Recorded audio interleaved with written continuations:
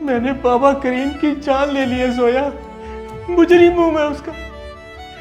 वो बेचारा मुझसे रज़ाई मांगने आया था और मैंने तकब्बुर और गरूर में आकर धुतकार दिया उसे। वो बेचारा सर्दी से मर गया, वो सर्दी से मर गया।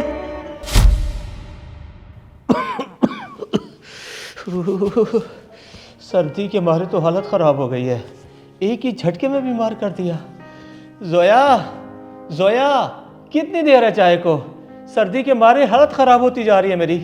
लेके आ रही हूँ, हौसला करे, चाय बनाने में भी टाइम लगता है। ये लो, कंबल में बैठे हो, गर्म कमरा है, हीटर लगा हुआ है, अभी भी तुम्हें ठंड लग रही है। ये आराम और आसाइश सबको नसीब नहीं होती, शुक्र करो। कमाता हूँ तो ये सब कुछ है, किसी के बाप ने नहीं दिया मुझे। ऑफिस से छुट्टी ली है मैंने, अगर तबीयत ठीक ना हुई तो कल फिर दोबारा छुट्टी लेनी पड़ जाएगी। तुम क्या समझो मेरी टेंशन को? अच्छा जनाब, अच्छा, आप सही कह रहे हैं, मुझे किसी चीज़ की टेंशन नहीं है। अब आप चाय पियो, आराम करें, मैं ऊपर जा रही हूँ, स्टोर से रज़ाइयाँ निकालनी हैं, 5-10 मिनट लग जाएंगे मुझे। अब मैं क्या कहूँ तुम्हें? ओ अक्ल की अंधी, ये काम पहले करने का था। सर्दी इतनी बढ़ गई है और तुम रज़ाई आप निकालने जाओगी? कौन सा काम कब करना है मैं सब जानती हूँ अली साहब, आप बस रेस्ट करें।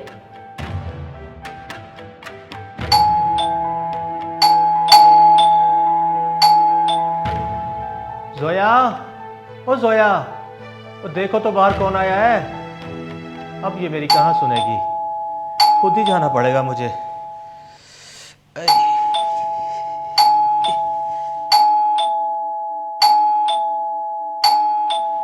आ रहा हूँ भाई, आ रहा हूँ, थोड़ा सब्र तो कर लो। क्यों बेल पे बेल बजाई जा रहे हो? बाबा करीम, तुम क्या मसला है तुम्हारा? दिमाग को ठंडी हवा लग गई है क्या? अली बेटा, असल में मुझे सर्दी बहुत लग रही थी और रात को तो बर्दाश्त ही नहीं होती। अब मैं तुम्हें क्या कहूँ बाबा करीम, सर्दी की वजह से मुझे खुद बुखार है। मैं आराम कर रहा था बिस्तरे में, अभी गर्म हो ही रहा था कि तुमने बेल पे बेल बजाना शुरू कर दी। माफ़ी चाहता हूँ अली बेटा, मेरी वजह से अगर तुम्हें कोई तकलीफ़ हुई हो, घर में कोई फालतू या पुरानी रज़ाई पड़ी हो तो वो मुझे दे दे। वो रात को ठंड बहुत होती है, रज़ाई के बगैर गुजारा नहीं है। नहीं बाबा, कोई रज़ाई नहीं है मेरे पास, हम 2 ही मियाँ बीवी हैं और एक ही रज़ाई है हमारे पास। देखो मेरी बात सुनो, किसी और की बेल बजा के ना किसी और से मांग लो, ठीक है ना? अब मुझे तंग ना करना।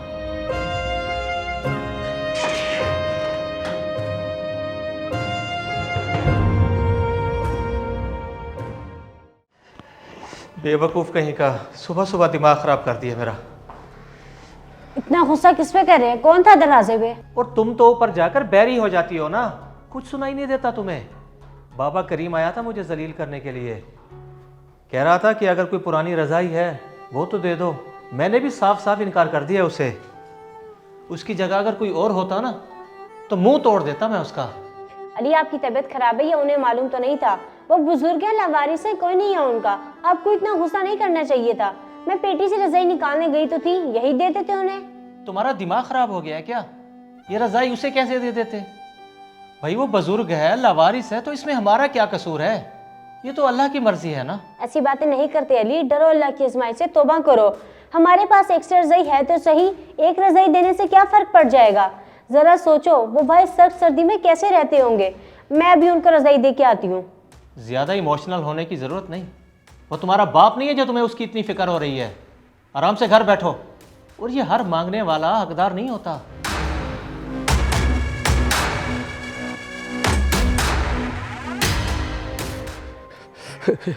या अल्लाह, बहुत ठंड है, बहुत सर्दी लग रही है, अल्लाह में करम कर। शौकत भाई, अगर आपके पास पुरानी या फालतू रज़ाई पड़ी हो वो तो मुझे दे दे। बूढ़ा बीमार बंदा और रात को बहुत ठंड लगती है। ओ बाबा करीम, मैं समझता रह गया कि तू बेवकूफ़ है, लेकिन तू तो पागल है। ऐसे मौसम में भला किसके पास फालतू और पुरानी रज़ाई रखी होती है? खैरियत तो है? खैर ही तो नहीं है भाई शौकत, ठंड की वजह से रात को मेरी हड्डियां दुखती हैं और सांस भी नहीं लिया जाता। सर छुपाने के लिए ऊपर छत भी नहीं है, कभी कहीं और कभी कहीं जगह ढूंढता हूँ सोने के लिए। अल्लाह ने आपको तो बहुत कुछ दिया हुआ है। और देखो बाबा, अगर तुझे खाने के लिए 150 चाहिए तो वो मैं दे देता हूँ, बाकी रज़ाई कंबल मेरे पास नहीं है। अगर तुझे ज़्यादा ही ज़रूरत है तो किसी और के पास चला जा। जिसके भी दरवाजे पे जाता हूँ ना वो कहता है कहीं और चला जा, लगता है अब कहीं और जाना जरूरी हो गया। अबू बकर, आज के बाद इस तरह का कोई फकीर दुकान में दाखिल ना हो। जी ठीक है शौकत भाई, आइंदा ख्याल रखूंगा।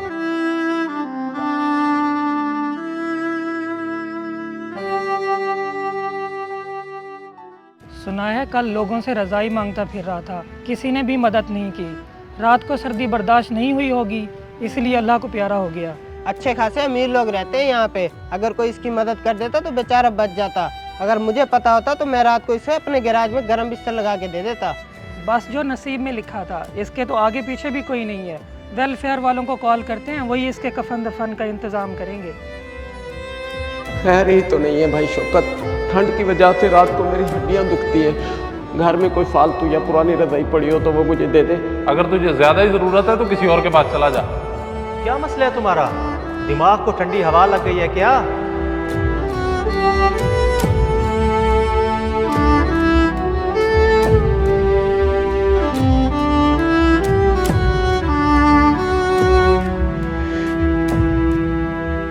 जिसके भी दरवाजे पे जाता हूँ ना, वो कहता है कहीं और चला जा।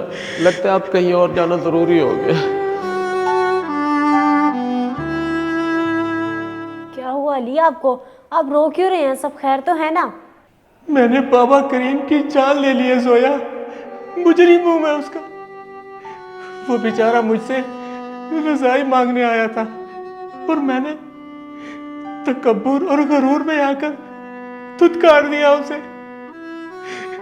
वो बेचारा सर्दी से मर गया, वो सर्दी से मर गया। मैं उसका मुजरिम हूं जोया। ओ मेरे खुदाया, ये क्या हो गया? या अल्लाह हमें माफ कर दे। अली संभाले खुद को। कैसे संभालो खुद को, कैसे संभालो? पता नहीं उसने अपने आखिरी वक्त में अल्लाह से क्या बातें की होंगी। मेरी शिकायत भी की होगी उसने। मेरा क्या बनेगा जोया, मेरा क्या बनेगा? अगर उसने अल्लाह से मेरी शिकायत कर दी तो मैं कहाँ जाऊंगा? तो मेरी तो बख्शिश भी नहीं होगी। और तुम कहती हो सब्र करो, कैसे सब्र करो, कैसे सब्र करो? अब हम तौबा इस्तगफार के अलावा कर भी क्या सकते हैं? अल्लाह पाक हमारी गलती को माफ़ करे। सही कहते हैं, कभी कभी मदद ना करना जुर्म होता है। गुनाह तो हमने किया है, जवाब तो देना पड़ेगा।